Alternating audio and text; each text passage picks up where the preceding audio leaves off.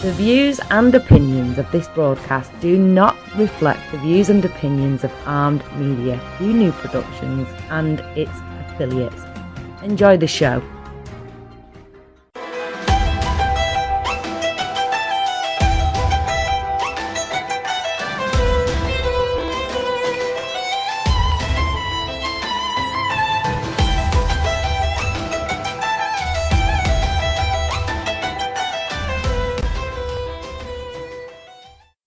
Good evening and welcome to Let's Talk Careers with Sara on Armed Radio. Today is August 8, 10 p.m. Eastern Time. I'm going to talk about effective goal settings and planning skills. Strategic goal settings. How to successfully set, plan, and accomplish goals for you and your team at work. So, today's show, you are going to gain the skills you need to master tips, tricks, and secrets the pros use for effective goal settings. You are going to learn to create workable action plans on which you will actually follow through. You will overcome the mental barriers and roadblocks holding you back. And you are going to stop feeling overwhelmed by goals that seem too big, too unwieldy, or too complex, and you are going to set priorities while remaining flexible and adaptable when change occurs. You are going to break goals into manageable steps and use evaluation tools to monitor progress. And you are going to contribute fully to your team's goal settings and accomplishments. And you are going to achieve the goals you have set, both personally and professionally. Achieving your goals doesn't have to be an exercise in frustration. Chances are you have set countless goals for yourself, but how many do you actually achieve on a routine basis? Constantly falling short of goals can leave your self-confidence in disrepair and your professional reputation compromised while sending your stress levels skyrocketing. Don't spend another minute worrying about how to set, plan, for and achieve your goals. Instead, make plans to attend this show to gain the goal setting and achievement skills that will serve you for life. Strategic goal setting gives you a blueprint for setting realistic, attainable goals, as well as foolproof methods for accomplishing them. Whether the goals you struggle with are small or large, short or long-term, personal or professional, I will show you how to set yourself up for success every time. As a result, you will reduce the stress and anxiety that go hand in hand with failure.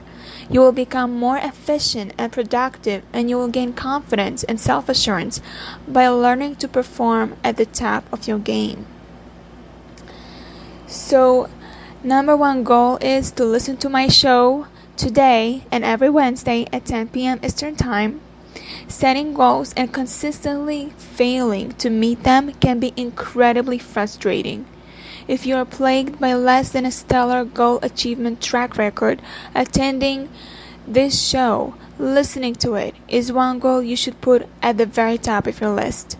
Don't spend another minute wondering how to best meet the goals you've set for yourself. Discover satisfaction and peace of mind by crossing completed goals off your list, one by one. This show is designed especially for managers, supervisors, business owners, and other career builders, career professionals whose livelihood depends on the successful completion of a variety of goals. There is an art and science to effective goal setting. I will teach you proven step-by-step methods for setting actionable, attainable, and achievable goals. Goal setting secrets revealed. There is a special component to SMART goals. Most goal setting workshops and seminars don't teach, but I will teach you tonight in the show. Believe it or not, this often means the difference between success and failure when it comes to actually accomplishing the goals you have set for yourself. In strategic goal setting, you will not only discover this critical component, but dozens of other tools, tips, strategies, fresh ideas, and more, all geared towards setting and accomplishing goals easily and painlessly, from setting individual goals to working within the framework of a team environment. I will help you get past the internal roadblocks and external issues that have hindered you in the past. 5 to 10 minutes a day is all it takes to set and achieve your goals. Don't believe it? Then listen to my show. This show will begin by revealing the single most important question you need to ask before you begin establishing goals for yourself or your team. Once you've got your answer, I will talk you through my effective and proven goal setting process and teach you specific step-by-step methods for accomplishment. You will learn how to plan, set priorities, allocate resources, strategize, and create schedules and timeliness that work for you. By breaking tasks into easily achievable 5 to 10 minute segments, you will find accomplishing your goals becomes much simpler. You'll also learn how to set goals to achieve balance in all areas of your life and discover which tools will make the process easier for you. When you set realistic, attainable goals using the methods I advocate, you'll reduce your stress levels, increase your motivation and productivity, and enjoy the entire process more. Imagine the satisfaction of moving confidently toward your goals, accomplishing them with ease, and guiding colleagues, co-workers, and team members to do the same. It's all possible once you put the principles of strategic goal setting into action. Tonight, you will learn the why and how of setting goals. Discover fascinating insight into why most goals don't work and learn how to ensure yours will. The most important goal setting question no one ever asks. This alone is worth to listen to my show. 10 specific elements all realistic, achievable goals have in common. How goal setting creates more time in your life, both at home and in the workplace. Tips for optimizing goals to reduce stress and create more balance. The power of planning and prioritizing. Use my planning methods to carve your time you didn't even know you had. The 2.1 planning process. What it is, how it works, and how to make it work for you. You will learn organizational tools and software to increase productivity, what really works and what's just a waste of time. How to set priorities during the goal accomplishment process. And I will also talk about simplified scheduling tools to ease your way through project management tasks, and divide and conquer. Use this system to break larger goals into smaller, more attainable chunks. I also want to talk about breakthrough self-built barriers and plow through procrastination, how to identify and use your prime energy time wisely and productively. And you're going to learn to recognize and tear down the hidden barriers that keep you from accomplishing your goals. One key question to help you overcome procrastination. Really, I'm not kidding. I'm gonna really talk about it and why you need only 5 to 10 minutes a day to accomplish your goals. And I'm also going to talk about how to dive right in and get things done when faced with overwhelming or unpleasant tasks. I am going to also explain a team effort, creating and achieving team goals, how to get team members to willingly accept your ideas and suggestions, the difference between individual goals and team goals, ways to inspire and motivate your team to take ownership of the goals you set, and the critical role effective communication plays in team dynamics, and how to delegate the right tasks to the right people, recognize who needs a challenge, who needs to remain in their comfort zone, and who can be counted on to go above and beyond what's asked, and how to recognize and value the different points of view that comprise an effective team, and the milestones for reaching your goals on time and on budget. Now, I want to ask you the question, is this show for you? By answering the following questions honestly to find out. Do you find setting goals to be overwhelming because they are too difficult to achieve with the limited time and resources available to you? Have you set individual or team goals in the past only to have them derailed by lack of support, poor planning, or circumstances beyond your control? And is your general outlook on goal accomplishments one of the negativity due to the past experiences? And do you feel if you had a step-by-step goal-setting system to follow, you could be more successful? Do you have trouble figuring out where to start when faced with a complex or challenging goal? And are you a procrastinator by nature? And do you tend to focus obsessively on tiny details, inadvertently losing sight of the big picture? If you answered yes to one or more of these questions, then this show, Strategic Goal Setting, was tailor-made for you. My show, Let's Talk Careers with Sara, is going to be talking about those goals related to your work. Okay? And 5 important benefits you will gain from this show is just you're going to build your reputation and presence as a professional who others can count on to set realistic goals and strategize ways to accomplish them. And you can alleviate the low-level day-to-day stress and anxiety caused by constantly failing to achieve the goals you have set. And you will take on an active leadership role when faced with thorny problems, challenges, and conflicts related to team goals. And you will guide your team toward greater goal accomplishments. What you learn here tonight will help you plan, strategize, delegate, support, and motivate others. And stop abandoning goal mainstream and learn to create an action plan that leads to the success and achievement of every goal you set for yourself and your team. Many people feel as if they are adrift in the world. They work hard, but they don't seem to get anywhere worthwhile. A key reason that they feel this way is that they haven't spent enough time thinking about what they want from life and haven't set themselves formal goals. After all, would you set out on a major journey with no real idea of your destination? Probably not. How to set a goal? First, consider what you want to achieve and then commit to it. Set SMART. SMART means specific, measurable, attainable, relevant, and time-bound. Goals that motivate you and write them down to make them feel tangible.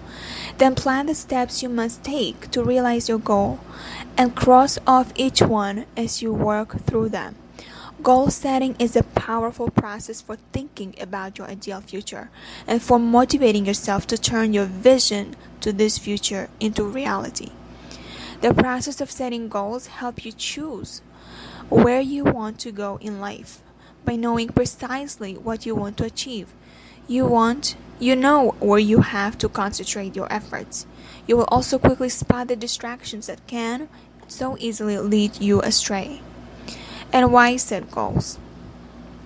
Top-level athletes, successful business owners, business people, and managers and achievers in all fields all set goals. Setting goals gives you long-term vision and short-term motivation. It focuses your acquisition of knowledge and helps you to organize your time and your resources so that you can make the most of your life. By setting sharp, clearly defined goals, you can measure and take pride in achievement of those goals, and you will see forward progress in what might previously have seemed a long, pointless grind. You will also raise your self-confidence as you recognize your own ability and competence in achieving the goals that you have set. Starting to set personal goals. You set your goals on a number of levels. First, you create your big picture of what you want to do with your life, or over, say, the next 10 years, and identify the large-scale goals that you want to achieve. Then you break this down into the smaller and smaller targets that you must hit to reach your lifetime goals. And finally, once you have your plan, you start working on it to achieve these goals. This is why I start the process of setting goals by looking at your lifetime goals. Then I work down to the things that you can do in, say, the next 5 years. Then the next year, next month, next week, and today to start moving toward them. Step 1 is setting lifetime goals. The first step is setting personal goals, is to consider what you want to achieve in your lifetime, or at least by a significant and distant age in the future. Setting lifetime goals gives you the overall perspective that shapes all other aspects of your decision making. And to give a broad, balanced coverage of all important areas in your life, try to set goals in some of the following categories. Okay, let's start with career. What level do you want to reach in your career? Or what do you want to achieve? And then the financial. How much do you want to earn? By what stage? How is it related to your career goals? Education. Is there any knowledge you want to acquire in particular? What information and skills will you need to have in order to achieve other goals? And family. Do you want to be a parent? If so, how are you going to be a good parent? How do you want to be seen by a partner or by members of your extended family? Artistic. Do you want to achieve any artistic goals? Attitude. Is any part of your mindset holding you back? Is there any part of the way that you behave that upsets you? If so, set a goal to improve your behavior or find a solution to the problem. Physical. Are there any athletic goals that you want to achieve? Or do you want good health deep into old age? What steps are you going to take to achieve this? Pleasure. How do you want to enjoy yourself? You should ensure that some of your life is for you. Public service. Do you want to make the world a better place? If so, how? Spend some time brainstorming these things and then select one or more goals in each category that best reflect what you want to do. Then consider trimming again so that you have a small number of really significant goals that you can focus on. As you do this, make sure that the goals that you have set are ones that you genuinely want to achieve, not ones that your parents, family, or employers might want. If you have a partner, you probably want to consider what he or she wants.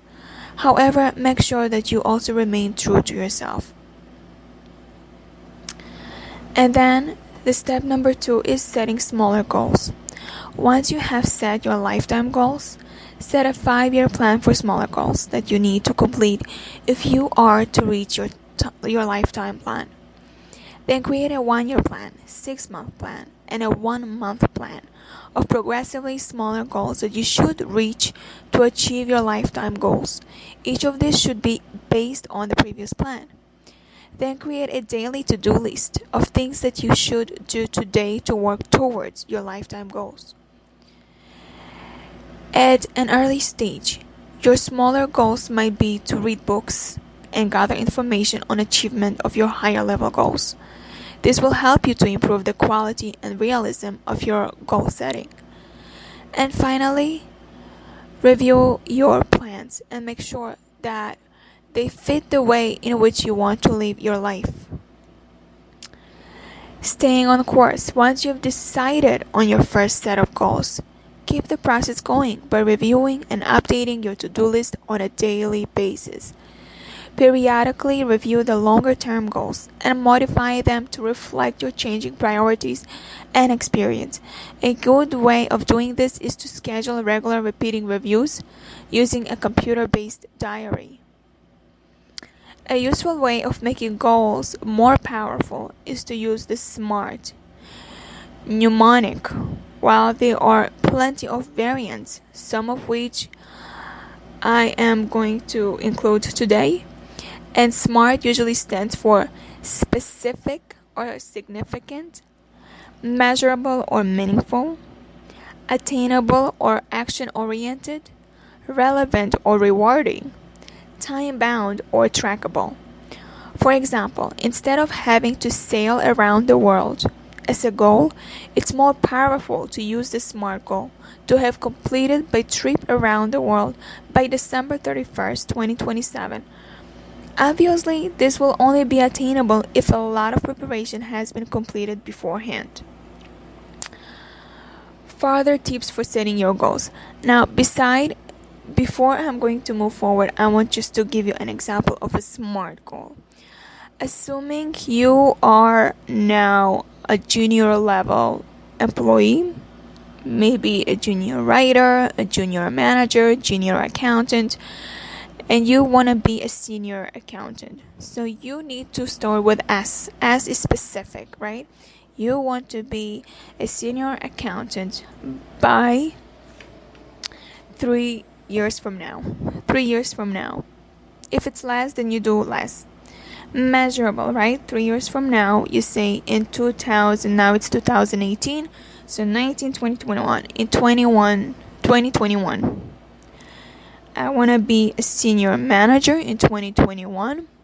Action oriented, it's A. How are you going to get there? By being on time, making sure the senior manager likes you. So when the senior manager is going to need help, you're going to be available. That's action oriented. And then rewarding, make it relevant to what you're doing. By thinking I'm going to be on time and not do the work, it's not going to be relevant. Okay? So you need to just think about how you're going to do it in a relevant way. Then time bound. Exactly how much time do you think? If you say 3 years, make sure it's 3 years and not over. That's just one example. Now, further tips for setting your goals. The following broad guidelines that I'm going to tell you right now will help you set effective, achievable goals. First, state each goal as a positive statement. Express your goals positively. Execute this technique well. Is a much better goal than don't make this stupid mistake. Then you'll be precise. Set precise goals, putting in dates, times, and amounts to what you can measure achievements.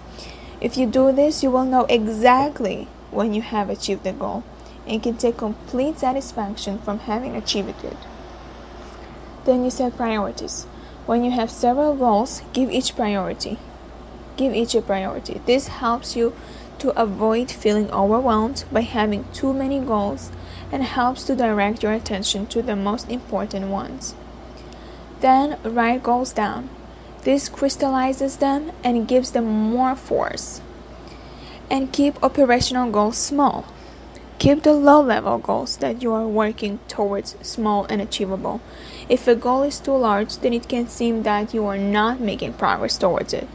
Keeping goals small and incremental gives more opportunities for reward. Then set performance goals, not outcome goals. You should take care to set goals over which you have as much control as possible. It can be quite dispiriting to fail to achieve a personal goal for reasons beyond your control. In business, these reasons could be bad business environments or unexpected effects of government policy. In sports, they could include poor judging, bad weather, injury, or just plain bad luck. If you base your goals on personal performance, then you can keep control over the achievement of your goals and draw satisfaction from them. Then set realistic goals.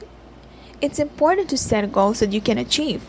All sorts of people, for example, employers, parents, media, or society, can set unrealistic goals for you. They will often do this in ignorance of your own desires and ambitions. It's also possible to set goals that are too difficult because you might not appreciate either the obstacles in the way or understand quite how much skills you need to develop to achieve a particular level of performance. Then achieving the goals. When you have achieved a goal, take the time to enjoy the satisfaction of having done so. Observe the implications of the goal achievement and observe the progress that you have made towards other goals. If the goal was a significant one, reward yourself appropriately. All of this helps you build the self-confidence you deserve. With the experience of having achieved this goal, review the rest of your goal plans. If you achieve the goal too easily, make your next goal harder. If the goal took a dispiriting length of time to achieve, make the next goal a little easier. If you learn something that could lead you to change other goals, do so. If you notice a deficit in your skills, despite achieving the goal, decide whether to set goals to fix this. Then, it is important to remember that failing to meet goals does not matter much, just as long as you learn from the experience. Feed lessons you have learned back into the process of setting your next goals. Remember too that your goals will change as time goes on. Adjust them regularly to reflect growth in your knowledge and experience, and if goals do not hold any attraction any longer, consider letting them go. So I'll give you examples of personal goals. For her New Year's resolution, Susan has decided to think about what she really wants to do with her life. Her lifetime goals are as follows. Career is to be managing editor to the magazine that I work for. That's her goal. Artistic, to keep working on my illustration skills. Ultimately, I want to have my own show in our downtown gallery. And her physical goal is to run a marathon. Now that Susan has listed her lifetime goals, she then breaks down each one into smaller, more manageable goals. So let's take a closer look at how she might break down her lifetime career goal, becoming managing editor of her magazine. The 5-year goal would be become a deputy editor. 1-year goal is volunteer for projects that the current managing editor is heading up. 6 months goal is to go back to school and finish my journalism degree. And a 1-month goal is to talk to the current managing editor to determine what skills are needed to do the job. And a 1-week goal is to book the meeting with the managing editor. As you can see from this example, breaking big goals down into smaller, more manageable goals makes it easier to see how the goal will get accomplished. So the key points are: goal setting is an important method for deciding what you want to achieve in your life, separating what's important from what's irrelevant or a distraction, motivating yourself, and building your self-confidence based on successful achievement of goals. Set your lifetime goals first. Then set a 5-year plan of smaller goals that you need to complete if you are to reach your lifetime plan. Keep the process going by regularly reviewing and updating your goals. And remember to take time to enjoy the satisfaction of achieving your goals when you do so. If you don't already set goals, do so starting tonight. As you take this technique part of your life, you will find your career accelerating and you will wonder how you did without it.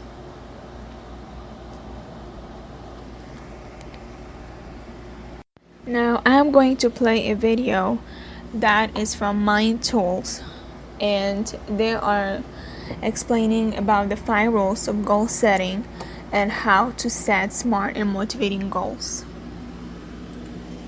Would you set off on a cross-country trip without a map, a GPS, or even a clear destination in mind? If you did, you might have an interesting adventure, but there's also a good chance you'd wind up somewhere you didn't want to be. This is why it's so important to set goals. Goals act like a roadmap for your life. They help you take control and guide you along your journey so that your experiences are rich, satisfying, and enjoyable. To accomplish your goals, you need to know how to set them. And there are 5 golden rules that help you do this. One of these is to set goals that genuinely motivate you. Try to imagine working day in, day out towards a goal that doesn't excite you very much. It doesn't sound much fun, does it? If something isn't very important to you, chances are you'll give up before you achieve it. When you think about setting a goal, take time to analyze why it's so meaningful to you. If you're not truly excited about it, then it's probably not worth pursuing. The next rule is to set SMART goals. There are many variations of what SMART stands for, but in essence, goals should be specific, measurable, attainable, relevant, and time-bound. SMART goals work best because you can evaluate your progress objectively. Another rule is to put your goals into writing. This physical act makes them tangible and real. They feel important. When you write your goals down, use the words "I will" instead of "I might" or "I would like to." "I will" rings with power and intention. You've set yourself a mission and you intend to accomplish it. The fourth golden rule is to make an action plan. By writing out individual steps and crossing each one off as you complete it, you'll realize the progress you're making towards your ultimate goal. This is especially important if your goal is big and demanding or will take a long time to accomplish. The final rule is to stick with it. Remember, goal setting is an ongoing activity, not just a means to an end.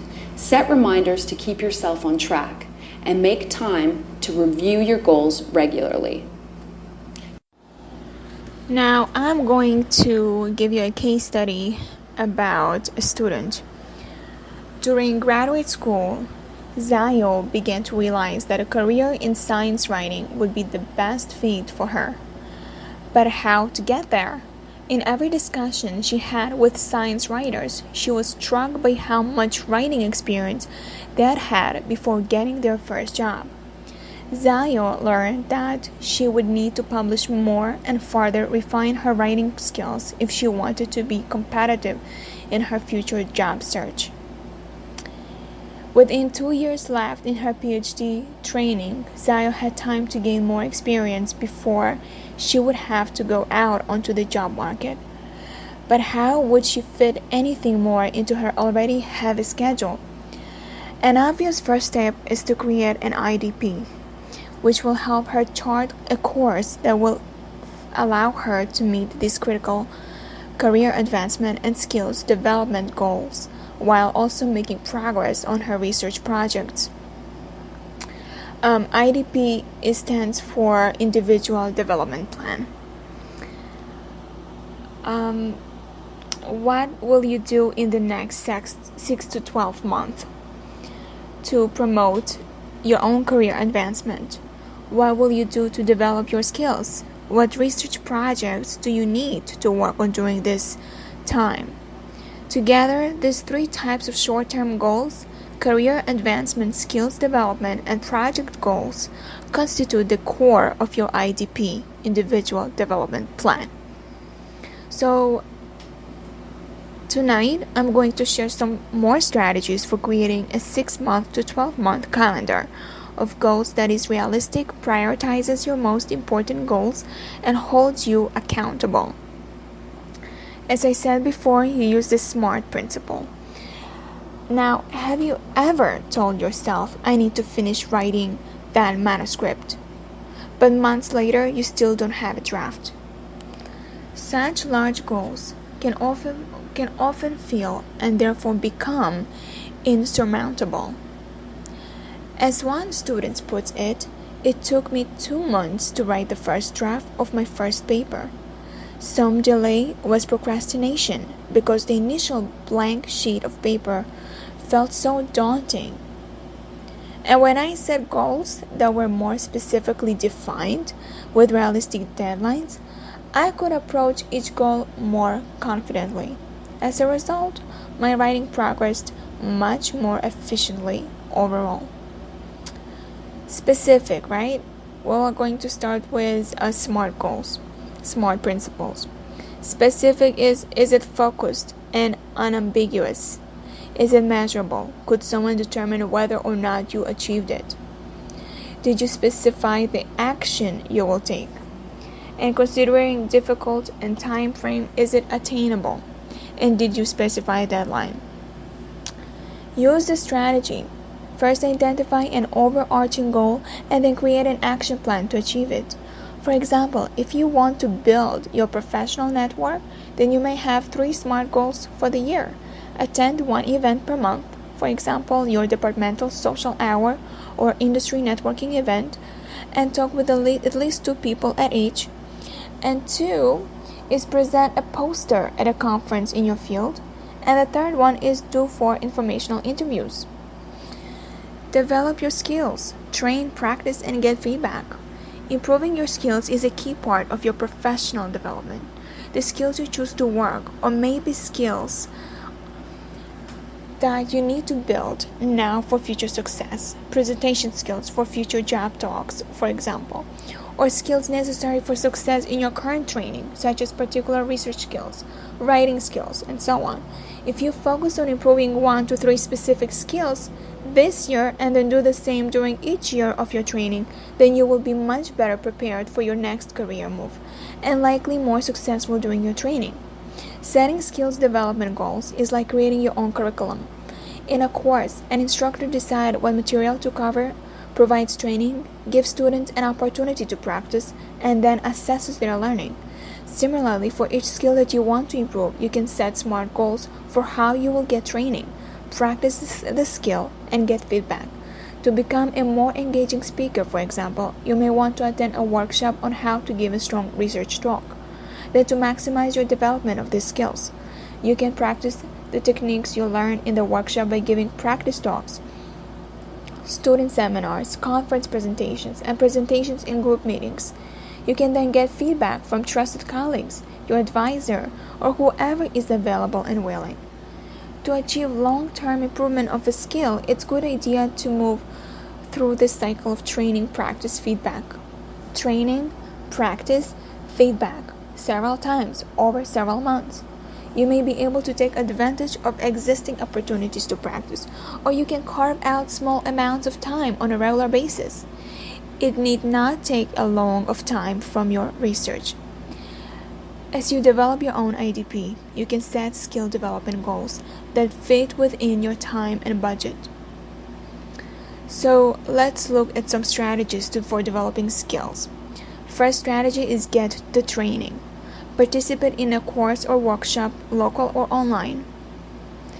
And then read articles, books, chapters that focus on the skill. Observe others who excel at the skill and discuss strategies with a mentor or peer who excels at the skills. Then the next strategy is practice. Do assignments in the context of a course. Be aware of when you use the skill in your day-to-day schedule and consciously practice particular techniques in each instance.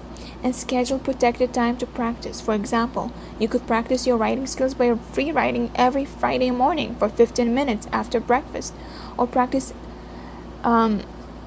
essay measurements using the set of standards, and volunteer for additional activities. For example, you could offer to make an extra journal club presentation.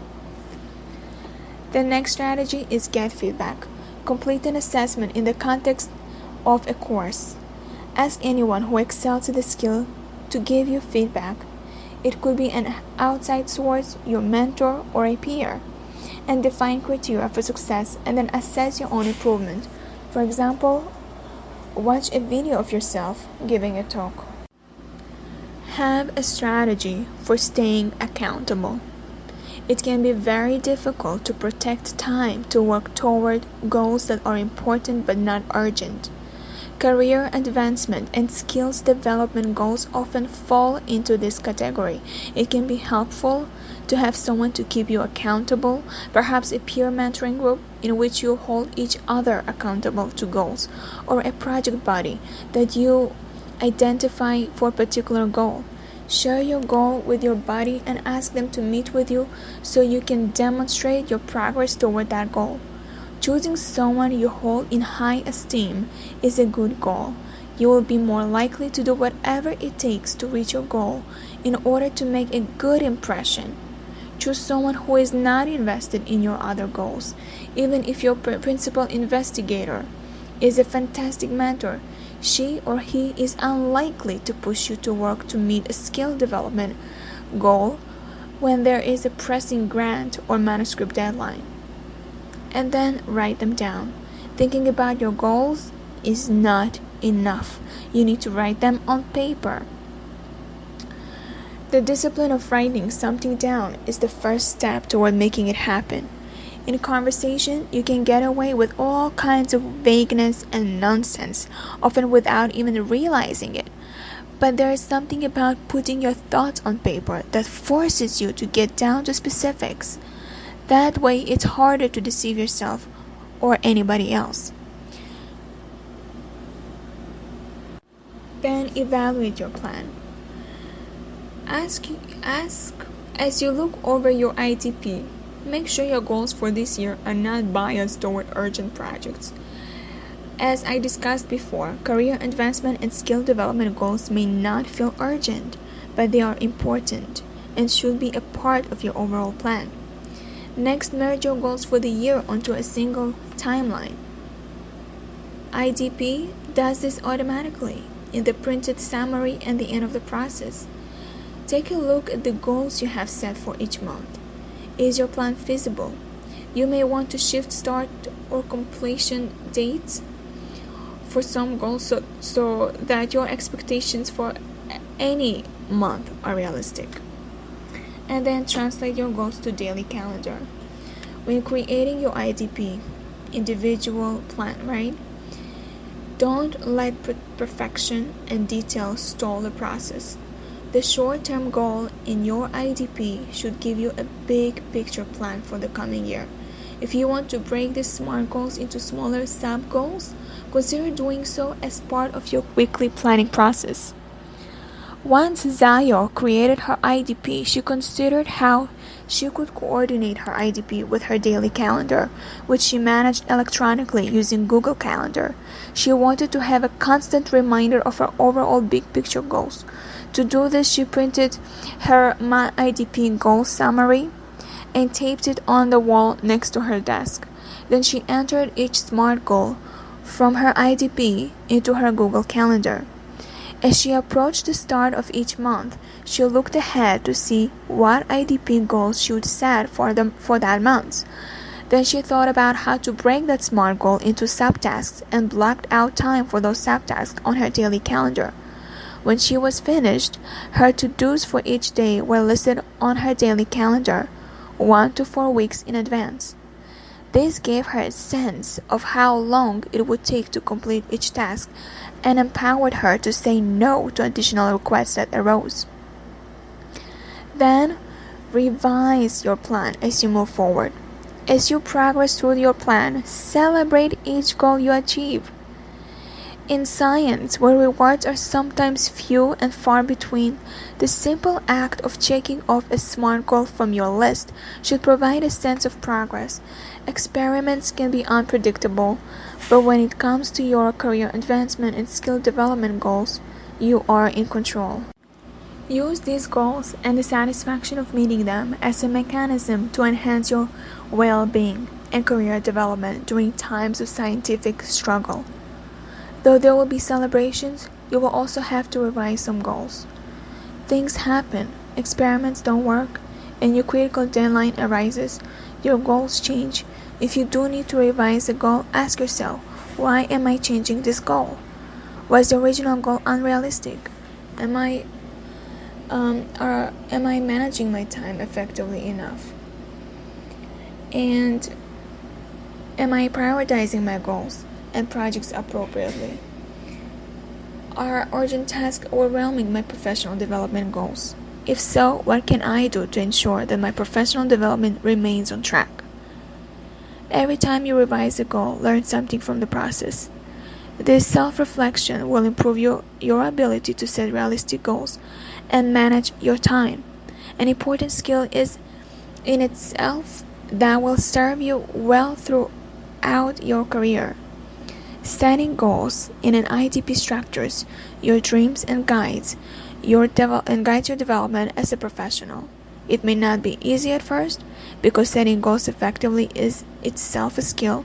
As you move ahead, though, your ability to set and achieve goals will improve. Your time management will improve too.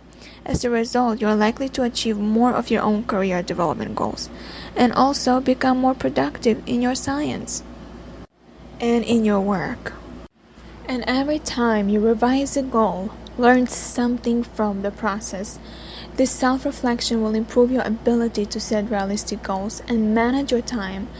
It's an important skill in itself that will serve you well throughout your career. As I mentioned before, that your goal is, if your goal is to network with people. Now, I want to discuss about this right now. That opportunities come through people. There is a book that's called Where Good Ideas Come From. It's by Steven Johnson. He debunks the notion that great innovations come from brilliant scientists sitting in solitude pondering perplexing questions. Hundreds of years ago, breakthrough ideas may have come from solo creative geniuses. But in recent history, most breakthrough ideas have emerged from collaborative environments. And Johnson makes the case that interactions among people with different backgrounds and perspectives spark new ideas. Thus, networks that connect scientists and other career builders and other career professionals so that ideas can flow freely are an essential component of scientific innovation. And although it is important to have close friends and confidants from career standpoint, it is more beneficial to have a broad and diverse network with lots of loose connections. There is another important reason to get out of your silos and get connected to others. Those connections are essential for career progression. Among scientists, the word networking evokes visceral responses, and usually they are not positive. Many associate networking with schmoozing, gossiping, empty flattery, shameless self-promotion, and other uncomfortable things done with strangers over cheese cubes and wine in plastic cups. Alternatively, some other scientists may associate the word with social networking, communicating online with massive numbers of wildly scattered people, most of them strangers. So I want to give you a piece of advice. Read your mind of those associations and start over with something like this. Networking is a process of cultivating professional relationships by being authentic, sharing information, and working together to achieve the shared goals of doing good career search. The goal of networking is to form and strengthen the relationships that are essential to the optimal conduct of careers. But these relationships have a fortunate side effect. They enhance your visibility in the profession and help you advance in your career. And that is your primary goal here. And why does networking work? Most people find jobs through connections with other people, not by responding to job ads. That's surprising finding that first described by Mark Granovetter in his classic cited study from 1973. It's like that since then this has become even more true. Mark found that workers didn't find out about jobs from their closest friends, but rather from people with whom they had indirect connections. He called these connections weak ties. At first, this may seem surprising, but when you think about it, Mark's finding makes sense. Your closest circle of friends occupies the same universe you occupy. They participate in the same activities and frequent the same locations. People outside your immediate sphere are likely to have contact with different people and to hear about career opportunities that you wouldn't otherwise hear about. Thus, although it is important to have close friends and confidants from career standpoints, it is more beneficial to have a broad and diverse network with lots of loose connections.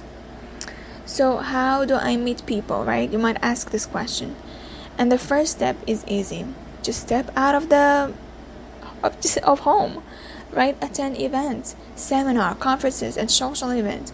Become a member of your disciplinary society and be active. So let's say you are a psychology major, right? You would be a member of the American Psychological Society. If you are a physicist major, it's the American Physical Society. Then join other professional organizations. For maximal impact, join multidisciplinary societies. Then you can serve on committees, help organize a seminar series in your department, especially one that's career related. Local committees such as your university's graduate student association or postdoctoral associations are an obvious choice and easy to join, but don't overlook opportunities at the national level. Many disciplinary societies welcome trainees to serve on their standing committees, and They have opportunities for participation. You may be able to help out at National Professional Society meetings and even get benefits like free admission. Then join community organizations such as church, local government, synagogues, or service clubs. And you may be surprised to find that the person you're sitting next to is the CEO of a company or a top university administrator. If at your child's school has some dinners to go to every year, join the annual dinner and be present. If they have any kinds of activities that involve parents' involvement, just join and meet other people. There are so many ways to meet people, and make it part of your network. And networking is mainly a real world activity, but the internet can be useful too. Create a profile on LinkedIn and join relevant LinkedIn groups. Use the search feature to find and connect to people in your desired career path or in a specific organization. And once you have a profile, others may find you as well. Also, if you have Facebook, there are Facebook groups. Now you can join my group, for example, Let's Talk Careers Inner Circle. And you will see other members as well who are in the same path, who are looking for a job like you, and who might help you to land a job that you want. Be prepared for your offline, real-world encounters. Bring the right attitude and your business cards. And if only you are a manager, you should have a business card that showcases your title. And there are checklists in mind to keep in mind. Smile and be friendly. Sit with people you don't know. Introduce yourself. Shake hands firmly and make eye contact. Put down your smartphone and listen. Show a genuine interest in the people you meet. And ask questions. What are you working on? Something like that. And seek a common connection on which to build a conversation. Suggest a tip, tool, book, or a website. Introduce new friends to old friends. If conversation lacks, it's time for a gracious exit. I appreciate your advice. Enjoy the rest of your evening. And after the event, follow up. And before I move on with the follow-up, Grant Cardone says, when you are going to meet people, have in mind that every time you leave the room, people, almost everybody, needs to know your name.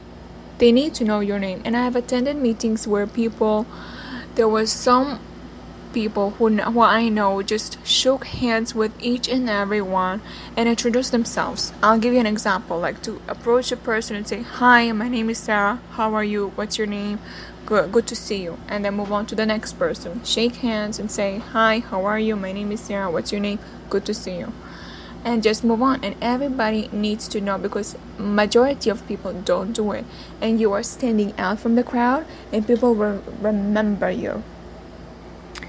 So if you offer to send information, send it. And if you got a business card from someone, send a quick note mentioning a topic you discussed. Keep track of who you met and get out of your comfort zone. On the introversion extroversion spectrums, people who have different title on average toward the intervention side, so meeting other people may not come naturally. You may have natural reluctance to step up and start a conversation with someone you don't know. In general, introverts do well by strategizing an approach and may find it easier to meet people if they have a task. If this sounds like you, consider these possibilities. Offer to help with an event, name tags, reservations, cleanups, and so on. Prepare conversation topics before attending an event. Linger by the hors d'oeuvres and hand a plate to the person behind. Offer to get a drink for people nearby. Be careful not to act obsequious, just friendly and helpful. This can be an excellent icebreaker for people uncomfortable with small talk and prone to social anxiety. Visit the information table and strike up a conversation with the people there. Make a positive comment about a speaker and ask people about the work they do. Ask for advice. If you learn about a few projects, offer to help. and introduce people you think would benefit from knowing each other. So meetings are ideal networking opportunities, and take advantage of meetings by making it an explicit goal to expand your network. This doesn't mean passing out business cards to everyone you see. Your goal could be to have substantive conversations with 2 to 3 new people to the point where future follow-ups seems like a reasonable idea. And then read the agenda in advance and consider what you can get out of different types of sessions. Poster sessions are optimal because people are waiting at their posters to talk with you. Target posters presented by people in organizations that you would like to learn about and perhaps work in. Go to the exhibits with more in mind than collecting pens and free candy. Companies that supply scientific equipment and display in the exhibit hall also hire professionals like you. So there are in Javits Center in New York, they have all kinds of trade shows, and also there is a career place where people are hiring. So maybe you should go and attend. Attend special interest sessions. Large conferences can be intimidating, but smaller groups meeting around a discrete theme are usually more relaxed, so it's easier to make a connection. Join in the evening social event and sit with people you don't know. The message that you must be underscored is that locking yourself in your home or office to ponder great questions is a recipe for failure. Connecting with other people in the real world is essential for your career success. Through them, you will be exposed to new ideas and provided with solutions to scientific problems and other career problems. You will also have access to a broader array of job openings. I am running out of time, so that will be another topic we'll discuss in my show perhaps next Wednesday. And I would like to say thank you for those who are listening to me. Thank you so much for doing your homework, by listening to experts like me about jobs, about resumes, and about how to be happy in a work environment. So I really want to say thank you again. So I'm going to see you next Wednesday at 10 p.m. Eastern Time on Armed Radio. Let's Talk Careers with Sara. You are tuning in on Armed Radio and Let's Talk Careers with Sara every Wednesday at 10 p.m. Eastern Time. I talk about careers and job hunting. If you would like to ask a question or would like to hear about previous shows that you have missed, you can find me on Facebook at Let's Talk Careers with Sara. You can learn about jobs, tips, and advice on my page. If you have a career-related question, you can just message me on Facebook.